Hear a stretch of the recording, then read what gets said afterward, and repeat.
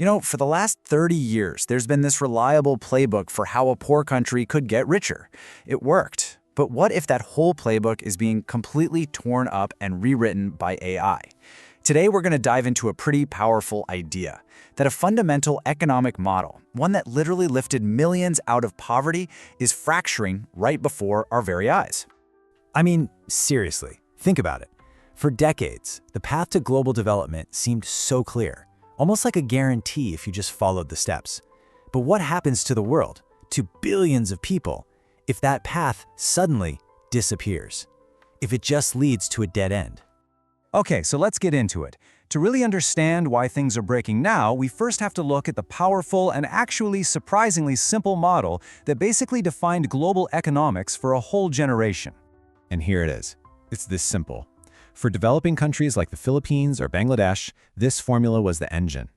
They had this one massive advantage, a huge low-cost workforce. So richer countries, always looking to cut costs, would outsource jobs, call centers, data entry, basic manufacturing, and that created this incredibly powerful cycle of economic growth. And look, this wasn't just some abstract theory in a textbook. This strategy was proven, with real-world results. It all kicked off in the 90s with the outsourcing boom, connecting economies like never before. Then, through the 2000s, whole countries built their economies around becoming the world's service hubs. And by the 2010s, this model had successfully lifted millions and millions of people out of poverty. It just worked. But today, that very same formula is under a massive threat. Right, so here's the twist.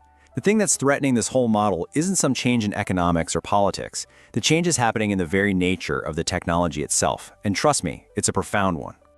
At the heart of this whole thing are two different types of technology, or what economists call capital. For a long time, tech was what we'd call complementary capital. So think about giving a programmer a faster computer. It helps them do their job better, right? But this new wave of AI is something else entirely. It's substitutive capital. It doesn't just help the programmer, it writes the code itself. It replaces the worker for that specific task. And this, right here, is the absolute game changer. We're talking about technology so advanced that for certain jobs, human labor just becomes, unnecessary.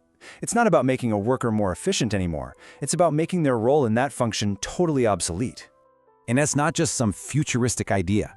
It means, in the real world, right now, a single server rack in California can do the work of an entire call center in Manila. The job isn't just done more efficiently, it's been moved from thousands of people in one country to a single piece of hardware in another.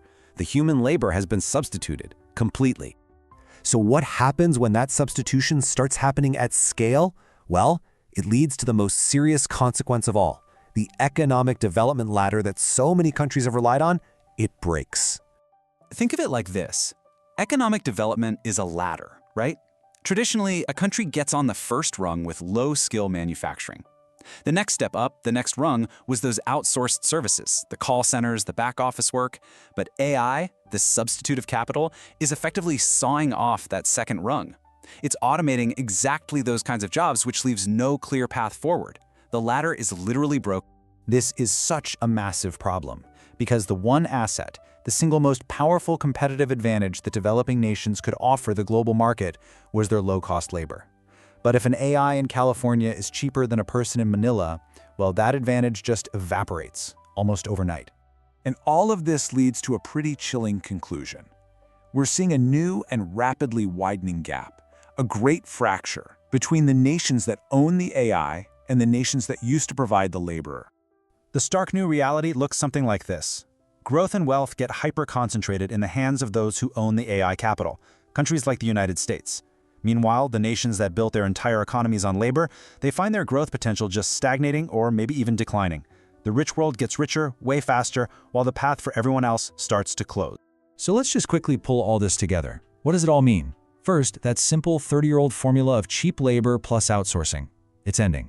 Second, this is all happening because AI has become substitutive capital. It's not just helping workers, it's replacing them. Third, that change breaks the economic ladder, taking away the rungs that developing nations use to climb. And finally, all of this is creating a great economic fracture between the AI haves and the AI have-not. And that leaves us all with a massive and frankly unanswered question. For 30 years, we knew what the ladder looked like. We knew the path. But if AI has shattered that old model, leaving billions of people without a clear path to prosperity, who or what is going to build the new one?